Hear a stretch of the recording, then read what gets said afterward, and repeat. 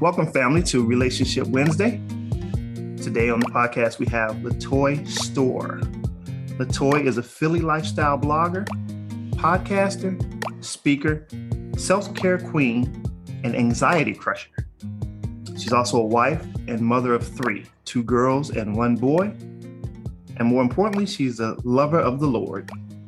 So please welcome LaToi to the podcast, or Toi, as we are going forward. Yeah, that's right. That's the family name. Family name is Toi. Come on now. Toi, welcome to the podcast. Thank you for having me. I'm so grateful to be here. Yes, everyone calls me Toi. You know, my mama named me LaToi. She wanted to be different, but everybody calls me Toi. All right. Well, there it is. Toi it is. Toi it is. Is there anything else you'd like to add before we dive into these wonderful questions? No, I'm grateful to be here and, to be able to talk about something that is really dear. The Lord, I grew up in church, and we'll talk about all that a little later, but, I love God, and that's never going to change. So I'm glad that you guys are having me to be able to speak about that, because I don't often get that opportunity to speak exclusively on just that. So this is a treat for me. This is a treat.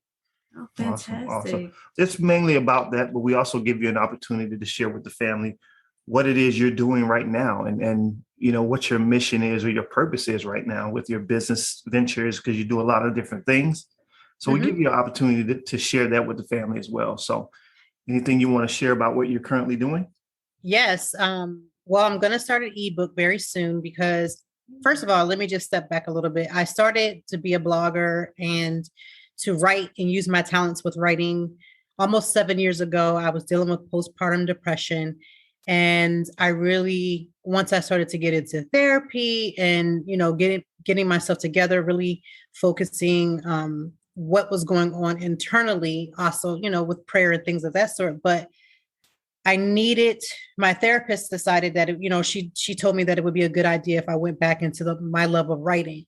I've been writing since I was a little girl. I have my journals from when I was in junior high still.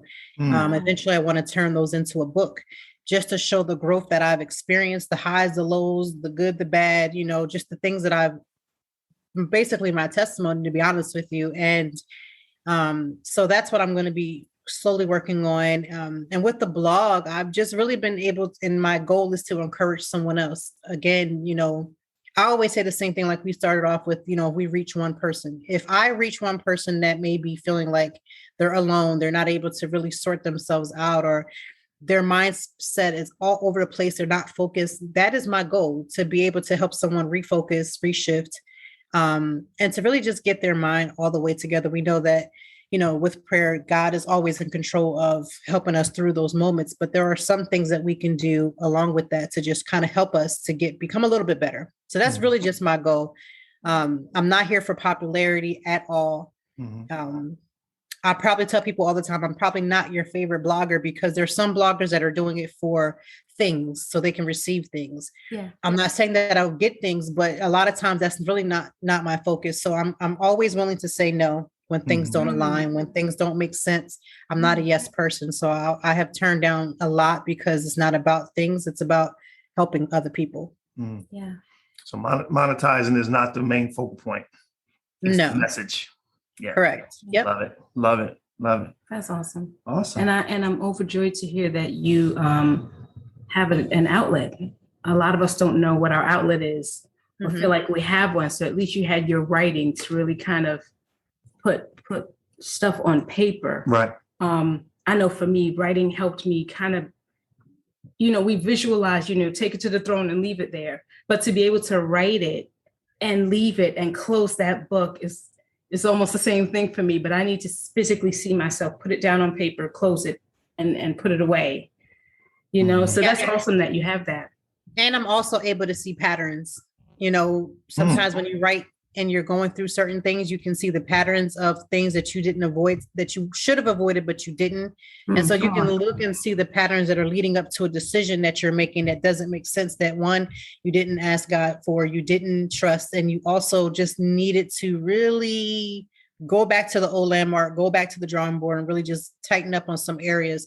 So it's able for me to see that there are certain times of the year where I know the enemy fights me the most. So I'm able to recognize that just from writing in my journal, And I'm able to see that so that I'm not blind. I'm not becoming blind to things that are happening, willingly blind, I should say. There are things that always are going to try to trip you up, but willingly blind, when you have that, to me, it's a gift. It was like God's way of protecting me by looking at the journals. And it was not a surprise, or it wasn't a shock that he allowed me to keep stuff from all the way from junior high. It's not that I'm a hoarder at all. Like, I actually am not a type of person that likes clutter at all. I like things very meticulously in their place. So for me to have kept it was because he knew that I was going to obviously turn this into a book. That was his will. And he also wanted me to go back. There are times, even being at 40, I will go back to some things and just correct some things. Awesome. Wow, what a wonderful tip. Yeah. To have that journal so you can see your patterns. Yeah. Because we can hide behind not actually seeing them. Right. So, and claim that but we you don't can't realize help it when you go back and you read and you keep going through the same thing at the same time and not realizing, like, there is a responsibility that I need to take and some accountability that I need to take. So as much as I want to blame other people, the enemy and everything else, it's me. So let me go back and correct myself. She's like, October coming up, I need to get it together, because every right, October. it's October, and that's the thing. Like, I'll know, like, especially around holidays, you get really caught up in holidays because everybody wants to have great holiday, and I'm a holiday person. But in the same token, scaling some things back, not allowing myself to overdo or overspend or overexert. When using my no muscles, telling someone no. Sometimes people don't realize the protection in no. So sometimes just simply saying, no, I can't, is also protecting you as well as protecting them. But we're so gun-ho on doing everything and yes, and this is a great opportunity. Not every opportunity is a great opportunity. So I always recognize those patterns as well. So I really do go back and just go back, check, and go back. That's awesome. That. There you go. That's a toy tip for the family right there. There you go. Toy tip for me. I go back and look at some of our ratings. I love it. Okay. Well, you know what? Let's get started, because now I want to hear what your answers are. Let's jump into this thing. Let's get into it. Okay. Right. So when did you fall in love with Jesus, and what did that journey look like? Okay. So let me just say right now, I am a PK down to my core. Down to the core. I try, it was like, Peter, you try not to let it come out, but my husband knows, everyone knows, like, it'll slip up. I'll be like, that ain't right. Like, it just comes out in your vocabulary. Like, if you're listening, you're like, you can hear church baby all in my throat. Like here she go. It ain't going nowhere. It is what it is. Like, I can't run from it, can't hide from it. And I don't try to, like, I embrace it. It is what it is. It's a beautiful part of my life. So growing up in the church in my entire life has been a blessing. And what I will say is, my first time where I knew for sure that I fell in love with God was when I was 12 years old. So I had been baptized when I was young. My parents were both ministers. They did everything in the church. They were the pastor's right-hand man. But at the same time, my own experience where I knew where you ever just have one of those moments when you talk to God, even as a kid, people say, well, how do you know if God talks to you? It's like you get this confirmation in your heart, you feel it in your soul. And it was the first time that I had felt it where, one, nobody put their hands on me. So there was no preacher involved. Not that I'm against that at all, but it was just it was a personal experience. There were certain things that even as early as 12 that I had asked God very specifically. And it wasn't about things I was going through. When you turn 12, you go through your changes and you're getting your life together. And I had something that happened that was very traumatic to me, and I didn't see a way out. And I asked God clear as day. I said, Lord, and it wasn't one of those, if you do, I'll do. It wasn't one of these, if you give and I will do. It wasn't a bartering. I wasn't doing any of that. It was just, Lord, I need you to show yourself to me for me. And I was 12 years old, and I was sitting in my mom's living room, and I felt God, and I started praising God without no parent prompting me, no preacher. They know the musicians wasn't gearing up the gears on the organ, right? My mom was a choir director, so you get that no setup involved. It wasn't none of that. It wasn't none of that. It was just me by myself, and it was like God orchestrated that. My parents never left me at home for whatever reason. My grandparents lived right up the street. They was up the street. And I remember having that moment. My whole body was warm. I mean, I really just felt God all over me. And it was the first time where I felt like God was just telling me that anytime that I needed him, it was going to have to take one of these impersonal experiences for him to show himself to me. And this was going to be my way. So as I got older, that always became the way. I would get by myself. I would shut everyone out and I would just have this conversation with God by myself, even as 12. Now, granted, I wasn't the best child. Like, I did my thing, everybody goes and, I get to college, I did my whole thing, but I would never in my life forget that moment. And when things get crazy and I just need to refocus and settle down, I have that moment all by myself. Yeah. Yeah. That's awesome. That awesome. It's awesome to know how to reconnect. Yeah. Because a lot of people don't know where their spot is to reconnect. Like, like with you, it's the car. Yeah. So that's awesome at 12. And then you can go back to that. Yeah. And say, look, oh, you know what? I'm feeling overwhelmed. Things is out of whack right now. I need to recenter. I need to connect to the source. Yeah. Right. So I'm shutting everybody out. You know exactly what you need to do. You know exactly where you need to go. And then you have that conversation and then that confirmation that he hears you, your body reacts, so that's amazing. That's amazing. Yeah. And that was 12. And like I said, I've had, my journey has been that way. And I've gotten into some horrible, and again, we go through these learning curves. Like my mother would tell me, you get old enough, I'm gonna get old enough, you'll live a little, you'll figure it out. And I fell into all kind of different things. And again, because when you're a PK, and I don't say this generally as a generalization, but there's so much pressure. Yes. Being a preacher's kid, that you try your best to live up to this persona that everybody wants you to live. And then you have your own struggle of you're also trying to figure out what it is that you're supposed to be doing. So I didn't always meet that. The expectations of things didn't always meet. Mm-hmm. And so as I got older, like in my 20s, you had to go through them hard times, them rebellious moments, them things where you drift away and you have to bring yourself back. But when he brought me back, he still brought me back to that same moment. It still felt the same way. And so that reminded me of two things. One is that as much as, like they say, like the old people say, well, as far as you think you can go, you're never too far for God to still talk to you. Mm-hmm. You're never too far for him to bring you back. But we tell ourselves that we're not worthy enough. And no matter how horrible we've done, we're not good enough for him to like restore us. Say that. We've gone so far that the lines of hope is never there, but that's not the case. I mean, I got into some things that could have really taken me out, but God's grace was always there. And as I got older, I obviously realized don't keep frustrating God's grace, but in a sense, right? Because we leave that part out. We always want to talk about God's grace. That part out, that accountability part. Like, okay, we got you through. Come on back and stay here. Mm-hmm. So I had to go through that, but I remember that same moment when I was 12, and it's always been my connecting moment between that and gospel music. I'm probably one of the most old school modernized gospel. I will still break down off of Fred Hammond's, I can't even think of the song, Prodigal Son, and there's another one, but I can't think of it right now. But it's those songs, and it has nothing to do with just the words, the spirit. Like I know what I feel when I hear that. So God will oftentimes use music to just like center me right on back. You're right back. Yeah. Wow, I love that. And we've heard several people say this, that when they were a child, there was a moment. There was a moment, and I think it's so amazing because it's in that childlike space. And this doesn't he tell us to go back to that mindset?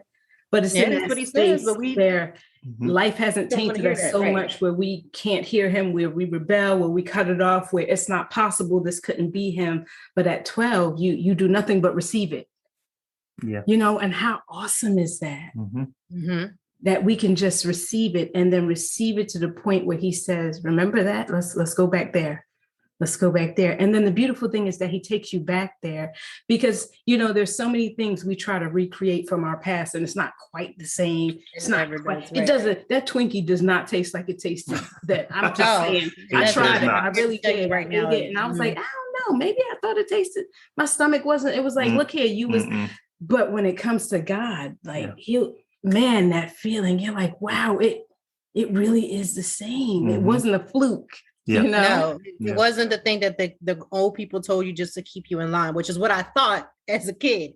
You know, because when you were a Right. PK, you can only go but so far. Like everybody else's hand can go far, but your hand cannot go far. Like it That's is right. like you get a shorter anchor than everyone else. In and So, out. Yeah. you know, I always thought that my parents were doing that just to make sure that I didn't get pregnant as a teen or something weird, you know. I was like, Ain't they gonna were going to embarrass make me. sure. Oh, my mom told me all the time, don't bring no babies home. So it was like ingrained. I even tell my kids that now, don't bring no babies home. They be looking like I'm 10. I'm playing with dolls. I have no idea. So you know, I always just thought it was a way of control, but again, that moment, and then again, becoming older, becoming a wife, becoming a mother, you learn real quick. God's hand is quickly on your life. It's there. So it doesn't matter what I do, it comes out even in the blog, even when I'm talking about Monday motivation. It may not come out in the specific words, but you go ahead and read. If you're a PK, if you've been in church 1 week, you know better. You can read and you'll hear it. Yeah. Awesome. I love Awesome. it. I love it. So who is God to you in your relationship right now? He is definitely my entire anchor. Like he is my anchor because I thought that my life with God had to look like how the older people did when I was growing up. So yes, I grew up in one of those churches where we had church Tuesday, Friday, choir rehearsal on Thursday, Saturday rehearsal for something else. I was on the usher board. So I had to be in church like 5 out of my 7 days, you know, a week. So in my mind, if it did not look like that, then God, I was just, you know, I'm out here sinning now. I'm just out here a whole full-fledged sinner at this point. On one service on Sunday, you're doing something wrong. Right. You know, like it's Sunday. Oh Lord, I'm way off the path. But this is the one thing that I know for sure. God is definitely my anchor. My husband is actually Catholic. Now, as a PK, marrying a Catholic, that right there is almost as bad as whatever else you all want to put on that. Because I ain't gonna go there. Whatever Y'all want to add to that, because y'all not gonna take me there. I already know that trick. So whatever you want to add to that, growing up married a Catholic would sound like the worst possible thing, or at least like right underneath Judas. Like it's close. But this is the thing. I'd always ask God to give me a husband that was spiritually inclined, because sometimes as a kid, as a PK, you always want to marry the minister, the pastor's son. Lord have mercy. And no disrespect to anybody's pastor's son, and no disrespect to the pastor cousin and them, but a lot of them know church rhetoric, and a lot of them are very close to knowing the ways and the outward appearance. But I have dated some that were so far left that it would have been better off for me to have dated a man that never knew God and bring him on in. It's that serious. Yes. So, wow. And no disrespect to anybody. I'm just saying that was my experience. What it is. And a lot of people do experience that, because you have this thought process that you're going to get this, and then you get real disappointed that you're not going to get that. But I asked God, even when I was, you know, doing all my little crazy things, like, God, give me a man that was spiritually centered. Yeah. And my husband, who was a Catholic, first of all, he was at a Catholic church that was like borderline like gospel. So it was almost like kind of crazy, because I never experienced that. My thought process of a man that was Catholic, that he would have these hymnals that would be all extra, and they do still do all that. But his congregation where he was at, I mean, they came in here and I heard Kirk Franklin, and I was like, now hold on, Lord, now what's going on? So that threw me for a loop. And then secondly, when there were moments when I was so like, oh, I don't want to go to church. You know, I had those moments when you rebel. He said to me, well, you don't go, I'm going to take the kids and I'm going to go. So when he became more faithful, when he showed me he was more faithful to what he was doing, and also like spiritual ground, like he would stop in the middle of something and pray with me, or say, you didn't pray, I can tell. Like, that's when I knew that God was my source and that he was my anchor, because he didn't allow me to be connected with someone that, first of all, couldn't lead me, number one. And then number two, he did not allow me to be with someone who, when I would be off, could not recognize that and then put me right back on. So that's why I say God is my anchor, because I firmly believe, and however you choose to believe that, is that My husband obviously is the head of our home, and I'm going to respect that authority within him. Mhm. And he's not the type of guy that's going to be like, with the tambourine player in the church, but he is the person that is completely settled and spiritually grounded.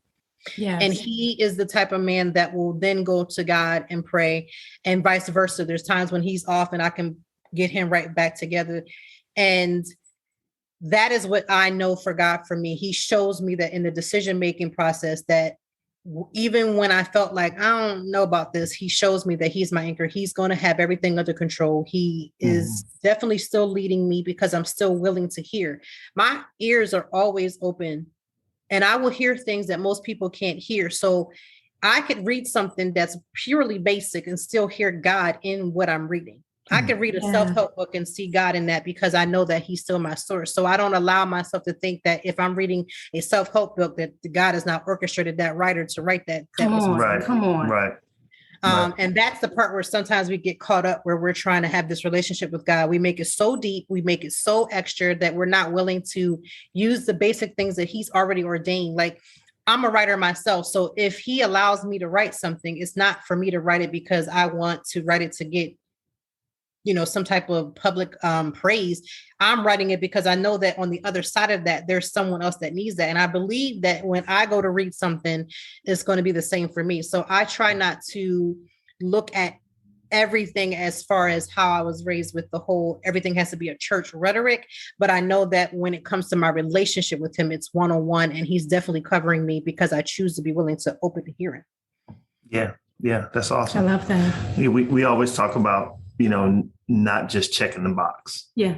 And a lot of times with religion, you're checking a box, Right. and I always say you can get to heaven without religion, but you can't get to heaven without the relationship. Right.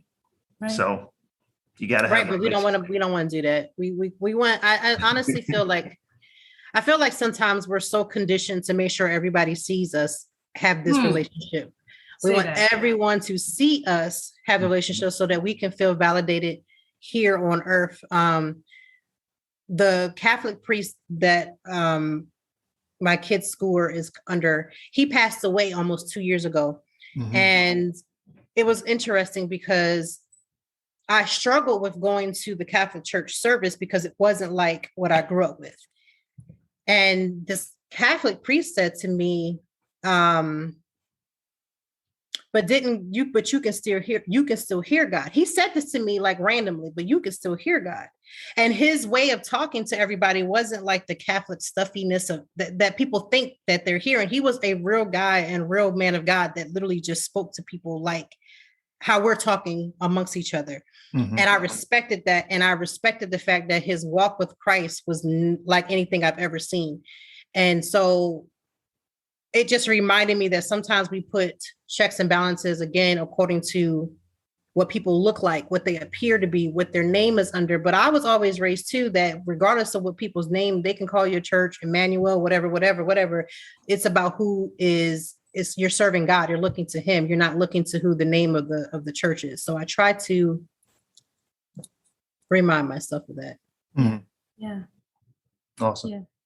So what stage are you in right now in your relationship with God? Now this one, I had to put some thought. Yeah, I know this one throws people every once in a while. I was like, what are they talking about? Which stage? What y'all talking about stage with Jesus? I would say, now when I was growing up, and now y'all might have everybody got their opinions about, now when the Juanita Bynum was back in the day, now this is how old school church kid, I go way back, okay? I go way back. So I remember when Juanita Bynum says, and this was old Juanita, she said, you got to trust God when you can't trace him. That has stuck with me literally my entire life. Now, this might have been 13, 14 when I heard her. My mom, somebody gave her that No More Sheets, and she's, she had us listening to it because she said, don't bring no babies home. So she was not playing. So, 13 and 14, I didn't even know where parts of my bodies was at. She still made sure for me to hear that. But in one of those tapes, Juanita Bynum said, you got to trust God even when you can't trace him. So my part right now, where my stage with God is that there are going to be so many moments, and I've experienced it, where I felt like, where is God? Why do I not feel as connected as I feel like I should? What am I, what am I supposed to do? Where are you? But I remembered that one phrase that you got to trust God, even when you can't trace him. And, I am fully aware that he is, first of all, in my life, because I choose for him to be there. God is a gentleman. He's not coming down and bust your door down and tell you to come on in. That's right. Say that. He gonna let you do what you want to do, and he's just gonna have his hand there waiting on you. So I feel like my hand has sometimes did this where you slide in, you slide out, but I know that God is very much a part of my life. I look at my children and they'll say things as a remembrance to me. Again, still speaking to that 12-year-old me, because I very much hold on to that, because that is, again, because he's my anchor. I hold on to that because that's my moment. That's my moment of connection. So it's like God, like when the Bible talks about God will come in a whisper, and he'll come in a wind, and he'll come in these different things. That's what he does for me. He comes in various different ways. My husband will say something, my kids will say something, and it'll draw me right back. Right. And I am very, very particular of being sure that I remain as connected to that and to God as always. Like I am always trying to make sure that that God being my anchor, that I hold on to that, because sometimes we let go and we try to do it our own way. And then he's like, you see, you look crazy. Come on back. And flailing about. Right. And I'm floundering like I can't swim in some water, but it's like he is the source, and he's always pushing me higher above. So when feel like, when you're in a pool and you're drowning, but God pushes me a little bit above the water. Like if you would just hold on to the anchor and stop falling off, you would never feel this drowning. You would never understand this level of pain. You would never understand these levels of things that we bring into our own life.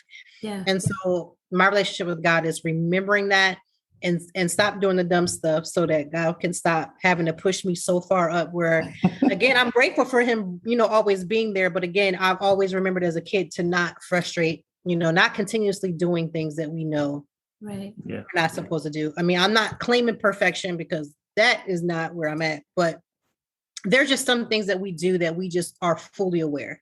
Yeah. And I try to make sure that I remind myself, like, better than to not trust God when like I had to tell my husband, we have seen God's hand so mightily in these last 5 or 6 years of just us really getting our marriage and really settling down within each other and really calming ourselves down and prayerful and staying prayerful, that when a storm comes at this point, we ought to be able to it may hurt, but we ought to be able to know God's coming.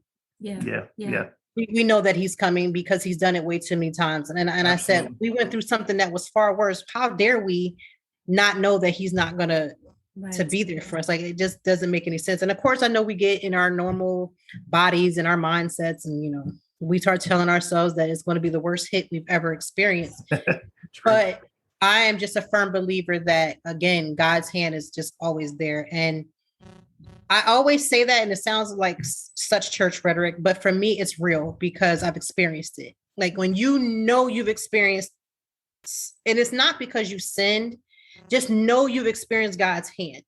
Yeah. If you truly know you've experienced God's hand in your life, it's really hard to just walk away from that completely. I always feel like, especially if you grew up in a church, like there's always going to be some type of reminder. You could be sitting in a movie theater, and you know how they redo church scenes and stuff like that. God is still able to reach you even in that small little instance. Like there's always something that is just like knocking at your door, telling you, come on back, come on and get it together. So I just try to stay humble. I remember that, and I just want to always allow that presence to be in my life, to always be my life in whatever I'm doing. That's awesome. I love that you highlighted, that you always remember, because when it comes to our physical one-on-one relationships, we'll quickly, you let me down last week. Now this will be the one time that you let me down last week. I'm not going to come at you for nothing, or, I went to that restaurant and that chicken was off. You didn't know they had a different chef. I ain't never going back there, but yet and still God has remained consistent, and we still say, he gonna come through this time? He not gonna come, but yet and still you penalize someone that was with you good 10 times, and the one time they did wrong, now they are defined by this wrongness, if you will. But God, we are still like, I don't know. But we won't go back and say, wait, he always, even in that storm, because interestingly enough, every storm seems to be the worst storm when we sit in it. Yeah. but we never remember that. We never choose to, because I think that's also a choice, as you indicated. Yeah. I have been trying one to person that will always come through. Right. He comes through like the even physical when, person. like when your husband don't, like my husband will be like, okay, he ain't did it the right way that I felt like he should do it. But you know what, too? I feel like we also should try to do our best to mirror that back and forth with each other. Because sometimes we forget that too. So like if my husband, he'd been 99% and that 1% coming, and, depending on where I'm at in my mood and where I'm at, with the day and where I'm at with the kids and where I'm at with everything else, I really do try to remember that, hey, if I want to get the same grace that I want to be extended to me, how in the world can I not do it to somebody else? So I try to remember that, to practice that with the people that are closest to me. That wasn't always the case. I had to grow because, again, I always say that the things like, especially like with the postpartum and depression and things that I had to go through, like I was like, you know what? It was during those moments that the people around me were anchoring me and God was keeping me. And there's no way that I can get better. God come and heal me. And I'm in my right mind and everything is doing the way it needs to be doing. And then I treat other people that were there and anchoring me and then treat them in any old kind of way. So I always try to mirror that with other people that's around, because we've seen so many different examples in the Bible and in real life where, we want to extend grace to us, but then we don't do it to the people that are around us. And my goal in life is that the people around me are not having to be healed from something that I'm saying or something that I'm doing, because I'm not taking stake about my actions, and we try to say, well, God got me, well, he'll forgive me. And, God may forgive you, but we also have to understand that people are not as apt to forgive like God does. Yeah. And so we are responsible for the actions that we do towards other people. And we are responsible for the words that we choose to say. So we can't tear people down amongst each other and then say, well, God's going to bless me anyhow.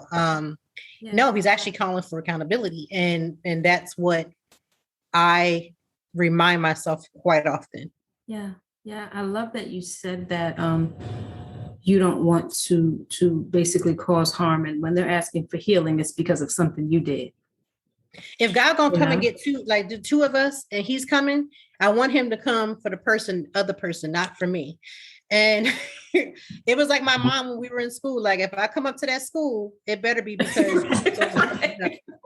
don't let me come to that school and find out that now I got to get the teacher and you. So I try to remember that too. Like, I don't want someone having to heal because I was so malice. Like there was malice in my heart and it came out in the actions that I'm choosing. And so this person is now wounded and now having to re-step themselves back into the grace of God because of something that I've said. Yeah. Right. Or re-step themselves back into the grace because of something that I did. Yeah. Now, back in my 20s, I had to, whatever. I wasn't as, you get a little older, you start having kids and you start seeing like how responsible you really have to be for other people's lives. And then you really get it. But I wanted to hopefully that my kids will get it before they get to that part of responsibility. And I try my best to mirror that even with them. We sometimes take for granted even our children. There are tiny humans that God has placed in our care. And we always have to make sure that the choices that we make with them and the things that we say, they're not having to heal. Like my biggest prayer to God every morning when I wake up is, Lord, don't let my kids have to heal from their childhood trauma like I may have had to do with mine. Like, I don't want them to grow up and say, my mom was so I could never talk to her. I could never go to her. I could never whatever. And have them feel like they're having to sit on somebody's couch for something that I did. They let them go for their own stuff, but don't have to call me because I was being problematic or just whatever to them. I don't want that for them. So that's just really my focus. I honestly tried my absolute best, mistakenly, even when mistakes happen, but every day I try to mirror that. I love that. I think that's so important. Awesome. I think we, in the space, and we talked about this, in the space of when we get on our knees, and I had to be convicted in this when I got on my knees and was asking for forgiveness. I had to say, please heal the people that I hurt. See, I'm asking you to forgive me for hurting them, but I have to remember they're still sitting in that pain. Mm-hmm. So please work on them, Lord, and heal them, because sometimes they're sitting in pain and for whatever reason won't even recall where it's from or how or what to even ask for that Mm-hmm. matter. So Right. I think that was such an important message as parents to hear. Definitely. Heal my children, because Yeah. we do have days where we're short-tempered, we're in a mood and they're there. And unfortunately, you kind of say something a little too harsh or whatever. And then they go to bed. And as you indicated, they're sitting with their therapist and it's, Mm-hmm. I can't talk to my mother. And God, heal them. I don't want to add to whatever life is already going to attempt to put on them. I don't need to Right. be, I need to be the healing process. Right. I need for them to be able to come to me to get the answers for whatever they're going through, Right. and not me. They can't come to me because I'm the block. Right. Exactly. I'm blocking the blessing. I'm blocking the healing because and also too, not being afraid to say that I'm sorry and then truly mirror what forgiveness looks like. Because sometimes we say, okay, mommy was short today, but then are we really making sure that we walk our steps back so that we can prevent that from happening again? So those are the types of things that God's probably like, I hear you, LaToi. I hear you, Toy. I hear you, Mm-hmm. because I'm always asking him to legit help me in that area. Like, thank you. help me to be better. Like, I mean, I'm not looking to be the perfected wife. I'm not looking to be the perfected mother. I'm not looking to be the perfected blogger or whatever these titles that I have. I am looking to be an example of God's grace on earth. And if that's going to happen, that means that I got to be responsible for what I'm doing. And my actions mean way more than we even try to take note of that. Yeah. I love it. I'm good. I got what I needed. I You always good? get something good. So I got my plate full. I'm about to go sit down and feast. I just thought of something when she said, I was short today. You'd be like, are you short every day? What are you talking about? So let's make sure we walk our steps back. And right. Walk it back. Because I thought I was just short today. Nah, you short every day. Yeah, I had that conversation with my mom. So that's important because again, we'll get in our routine. Mm-hmm. And even with the kids, we'll get in our routine and not realizing what effect it's having on them. So every now and again, I think it's important that we stop and check in with our kids. I was just about to say, check in is the best word. Like checking in with them and being respectful that they need to check in too, and being humble enough and to receive what you may not want to hear, and still walking that love walk. So you're not bent, broke, and upset because your child is telling you that, they don't like something that you're saying, and not because they don't like what you're saying, but because the harshness of how you may have said it. Right. And it wasn't necessary. Like sometimes, we say things because it may be true, but it may not necessarily be the way that God would have wanted us to say it. So, So a lot of us broken adults with some kids. Kids. Let me tell you, my mom came over. I'm sorry, I just got to say this. My mom came over this week to cook some curry fish for me, and she said, "Why you look so raggedy today?" And I was like, "Oh." So our moms are coming from the same. Because my mom will call me raggedy if in a hot minute, if it got to be about my disposition. You ain't did your hair today. You don't care about yourself today. How you mirroring that to your girls? Stop being raggedy. Yeah, my mom, everything's raggedy. Yeah. She was like, "Why you look raggedy? Why you got on them funny looking pants?" Now I thought I looked quite cute, and I was like, Not your mama, not mama. And I mean, continue, mind you, not once, but continued as if I needed to go change, continued to rip me. Well, your hair look good, but you looking real raggedy. And I was like, you need to go home. Finish my food, please. Yeah, I'm glad. I'm 2 hours away. Yeah, you definitely want the food. When my mom starts doing the raggedy talk, I'll be like, oh, I gotta get it.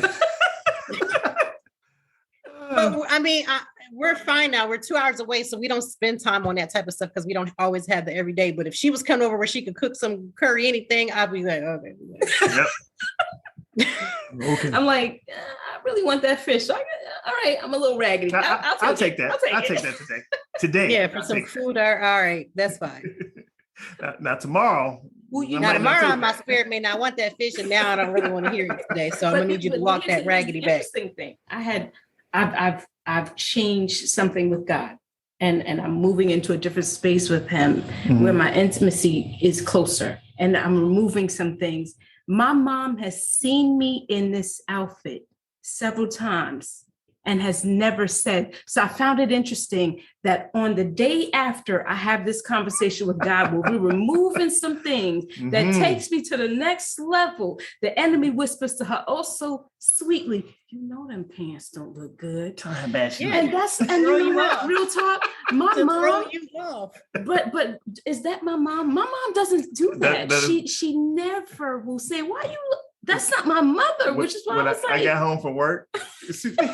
You were still bent about that raggedy. Said to me today? Right. Like, so it's still there. You still feeling it. So yeah. Well, you know what? I am feeling it, but I'm glad I said it because now it clicked that wasn't even my mother. No. Because when she said it, she told me she said it. I was like, are you sure? You didn't misinterpret that?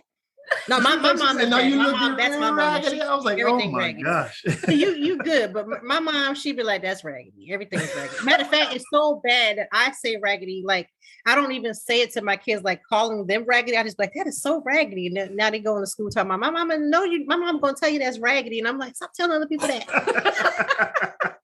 I don't call other things around other people raggedy. Throwing you right under the bus. But it's like a word. Like my mom she good. Like we heard that all.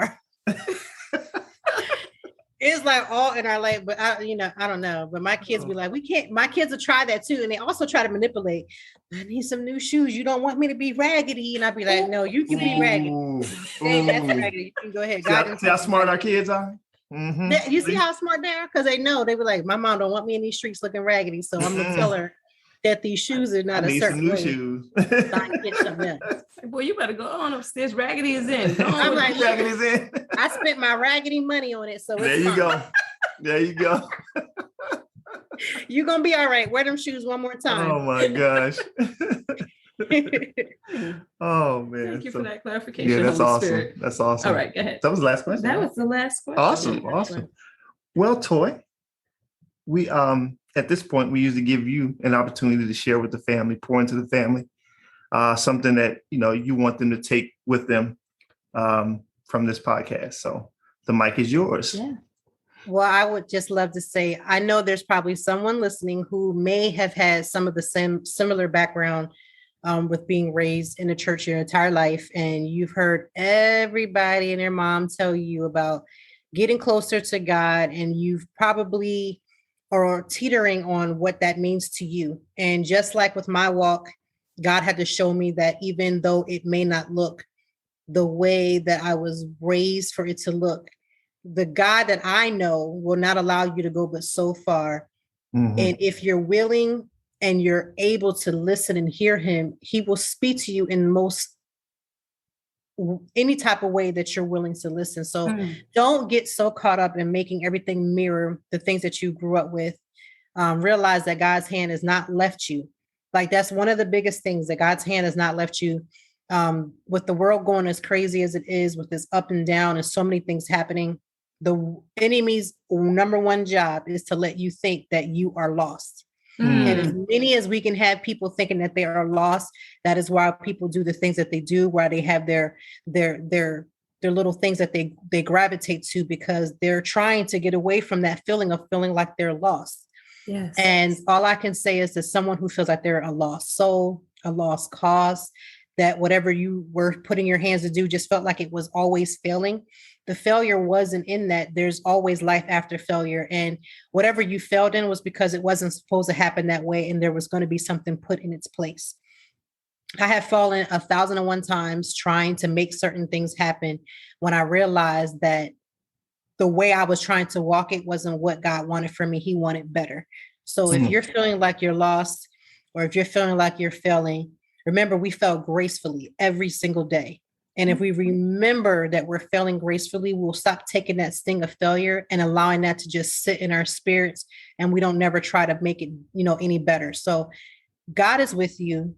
He is going to walk you to where he and you are supposed to be. There is a relationship. There's some type of connection that you and him are supposed to have. And that's not going to be, it's going to be beyond church folk, because we got people that are dealing with church hurt.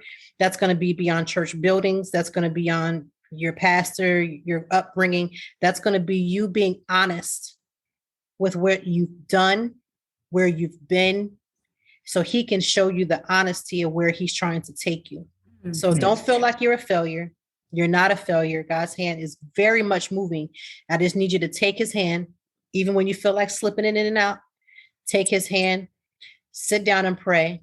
And if you do nothing, get you a journal and write your thoughts to him, because I believe that my journals were my prayer to God. And I didn't realize that it was my heart calling out to God, and he was answering me. So know that he will answer you. It may take a week, it may take a month, but just don't give up. Awesome. Awesome. I love it. Yeah, that spoke to me. Now, Toy, where can the family find your blog and your podcast, right? Yep. Yeah. Yeah. Where can they find you?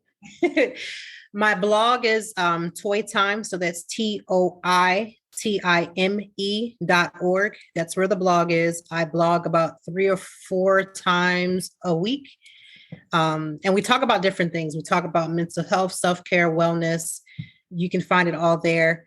The podcast is called Conversations with Toi. We've been doing a different series of different speakers that come in. Lately, we've been doing stuff about parenting. So I don't know what God is doing with the moms. We're trying to get us mothers all the way together so we can lead our homes. So we've had different speakers come, some that were considered thrown away, like their parents gave them up and they're now getting their lives together and they've become foster parents, or some who are stay-at-home moms, and again, it's not just for parents. We talk about all kinds of different things, but we always lead and end with self-care and wellness, because again, the way that you take care of yourself, the way you love on yourself every single day will get you closer to become a better you. But if you even put God in that, because God is in everything, it'll get you closer to him. There's no way God allowed us to be here on this earth for us to not take care of ourselves, to not put back into ourselves, to not rest when we need to rest, to not take a nap when we need to take a nap, or to not take 15 minutes to read a good book when we just need that 15 minutes to reconnect. So we talk about all those different things. So that's where you can find me. I'm on social media as Toi Time Blog. Again, my mom wanted to be different. So it's not LaToya. It's not any of that. It's TOITIME blog. And you can find me all over the social media as that. Fantastic. Awesome. Thank you. Awesome. You're welcome. Well, Toi, thank you so much for being on the podcast with us today. Yes. We truly appreciate it. We think the family was fed nicely. Undoubtedly. Yes. We had gravy and everything. I know we were. Yes. And we look forward to having you on the podcast again in the future. Anytime. All right. Thank you. Well, there you have it, people. Love and blessings. Love and blessings.